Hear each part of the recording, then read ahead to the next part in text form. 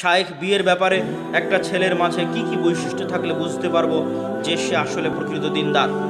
শুধু ছেলে নয়, ছেলে মেয়ে উভয়ের ক্ষেত্রে আপনাদেরকে একটা নাসিহা করে যাই যে আপনারা যদি মনে করেন দিনদার মেয়ে পাত্রী হিসেবে নেবেন, আপনারা যদি মনে করেন দিনদার ছেলে পাত্র হিসেবে নেবেন, তাহলে আপনাদের জন্য নাসিহা হচ্ছে মাদ্রাসার ছাত্রী হিসেবে, বোরখা হিসেবে, পর্দা হিসেবে কখনোই দিনদার বাছাই করবেন না। আবারও বলি, মেয়েদের দিনদারিতা দেখার জন্য কখনই মাদ্রাসার ছাত্র, কোরআনের হাফেজ, দাওরা পাশ এবং পর্দা দেখবেন না। কি দেখবেন? মেয়েদের দিনদারিতা দেখার জন্য মেয়ের মাকে দেখবেন, মেয়ের খালাকে দেখবেন, মেয়ের ফুফুকে দেখবেন। মেয়ের মা, খালা, ফুফু যদি নরম আচরণ, ভদ্র ব্যবহার, শালীনতার মধ্যে থাকে, সংসার টিকে আছে, তাদের নামে কোনো দুর্নাম নাই, তাহলে মেয়ে জেনারেল লাইনে হলেও দিনদারিতা।